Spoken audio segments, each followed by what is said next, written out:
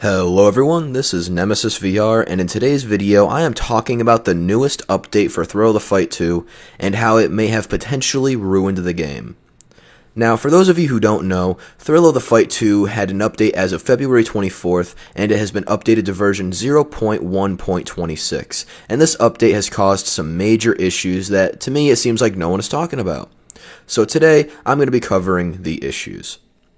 So to start off, I have to be covering what has changed in the newest update. There were two major changes, the first one being player-to-player latency. This update changed how the game operated and fixed certain issues with user Wi-Fi interference. This part of the update has made the game have less latency issues, meaning there will be less delay between people who are fighting. Now, I know you guys are thinking, well, Nemesis, how is this a bad thing? And I'll tell you now. This isn't a bad thing, and this is something that's been needed to be fixed for a long time. But this is the only part of the update that I feel has been very beneficial for it. The second part of the update was a change to the current damage system. There has been a bug where occasionally in the game you can be hit with a slow punch, yet it will inflict a lot of damage. So the developers of Thrill of the Fight 2 have tweaked the current damage system so that the glitch doesn't occur. Now, this is not the new V3 damage system that they've been talking about for the past few weeks. This is just a tweak to the current damage system. And now, I know you guys are also thinking, this doesn't sound like a bad thing either, so what is there to complain about? Well, I'll get to that right now. You guys remember how in the first month of the game there was a massive issue with hook spammers? Well, the developers changed the damage vectors in the game to fix that issue to where hooks to the head won't inflict as much damage as they did prior. But the issue from the early days of the game have come back, and I'll explain how right now. With the newest update, you have to swing so incredibly and stupendously fast to inflict any sort of relevant or significant damage.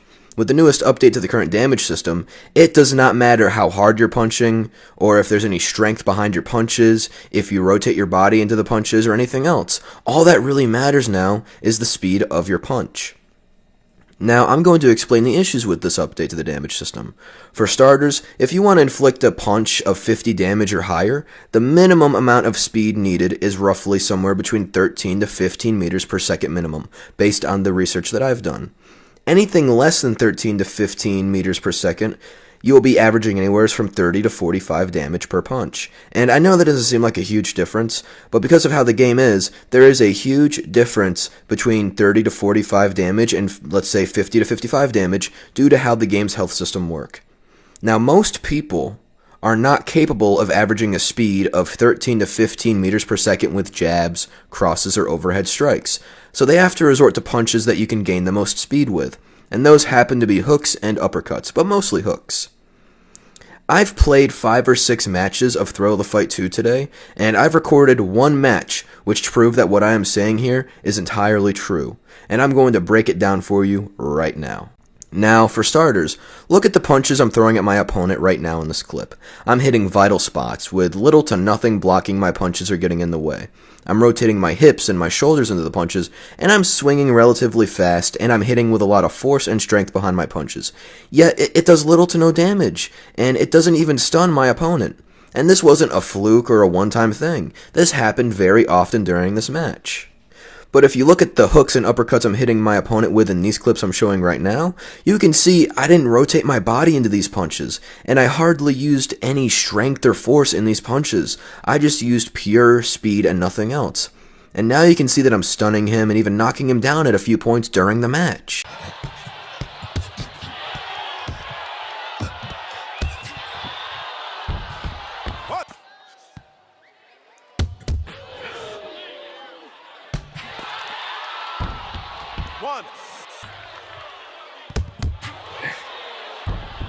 One, two, three.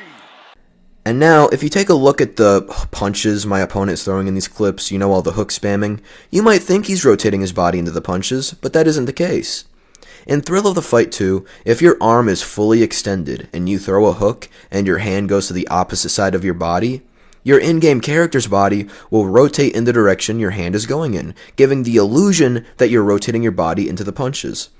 Due to this issue, the game thinks they are rotating their body into the punch when they aren't. So because of the damage you would normally do by rotating your body into the punch and due to the speed of the hooks being thrown, the damage being done by just spamming hooks is unfathomable, and you can see it in the clips I'm showing you. He's just spamming hooks, landing a few, and doing stupendous amount of damage, and there's nothing I can do about it.